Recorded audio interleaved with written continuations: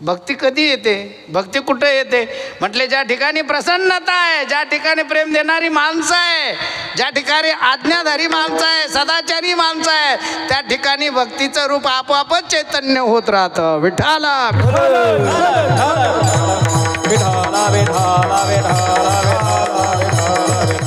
तसं या भारतवर्षामध्ये म्हटले भक्तीचं खरं उत्पन्न म्हटले कुठं झाले? भागवत कथेमध्ये वर्णन आहे. बरं, उत्पन्ने द्रविडे साहम वृद्धिम कर्नाटके गता क्वचिन क्वचिन महाराष्ट्रे. 4 राज्याचं नाव घेतलंय बाबा. उत्पन्ने द्रविडे साहम, द्रविड म्हणजे दक्षिणमध्ये काय झालेली आहे? भक्ती उत्पन्न झालेली आहे. वृद्धिम कर्नाटके गता, वाढ तिची कर्नाटकामध्ये झाली. तुम्हाला वाटतं फक्त विठ्ठल आपलाच आहे का महाराष्ट्राचा? हां, बालाजी फक्त तिकडचाच आहे का आंध्रवाल्यांचा? राम फक्त अयोध्येचाच आहे का? कृष्ण फक्त मथुऱ्याचाच आहे का? सांगा बरं. अरे जो सर्वांचा आहे, तो सगळीकडे व्यापक आहे, त्याला म्हटलेलं आहे देव. परमात्मा सगळ्यांच्या हृदयामध्ये आहे की नाही? जसा हा सूर्य आहे, भगवान रामचंद्राचा अवतार किती वाजेला जन्म आहे? बोला ना. वाजले 12? किती? 12 वाजले ना. मग आपण संपून टाकू आता, नका. विठाला विठाला.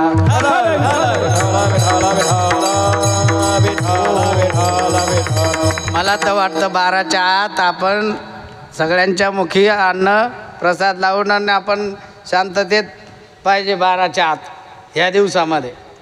एक तर 9 ते 11च पाहिजे. तरी मी लई गडबड केली, नाही तर गडबड नसती केली तर 12 आता वाजल्या ते सुरू व्हायला महाराज. हां, परंतु वेळेला समयाशी सादर व्हावे, देव ठेवील तैसे राहावे. कोणे दिवशी बैसोनी हातीवर, कोणे दिवशी पालकी सुभेदार. नाही तर मग काय पायी पायी चालत जावे, जिकडे रस्ता दिसन तिकडे जावे. कुठं जावे नाही का? परंतु म्हटले जी वाट संतांना माहीत आहे, भक्तीची वाट दुसरं तिसरं कोणी जाणू शकत नाही. आणि ते पात्र हनुमंतराय होते अभंगाचं दुसरं. काय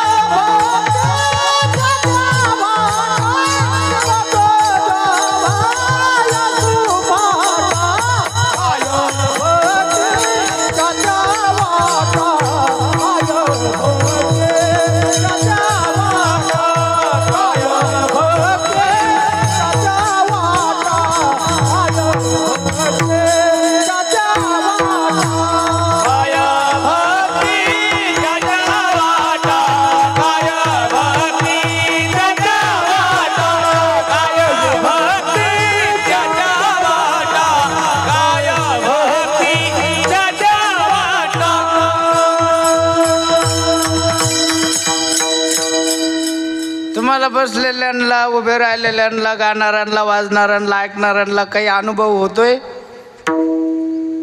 कूलरच्या हवेचा? नाही. बघा, आपण कितीही भौतिक वस्तू उभ्या केल्या ना, परंतु त्याची एक झुळूक काय गरजेची आहे. आणि ती तुम्हाला लागू राहिली, येऊ राहिली आवाज. तिकडची हवा इकडे येऊ राहिली, पण इकडची ती पण आणि ही पण तुमच्याकडेच येऊ राहिली बसलेल्यांकडं. कारण सगळ्यात जास्त काहीच म्हणणं नाही त्याचं नाव स्रोत, आणि सगळं म्हणणं आहे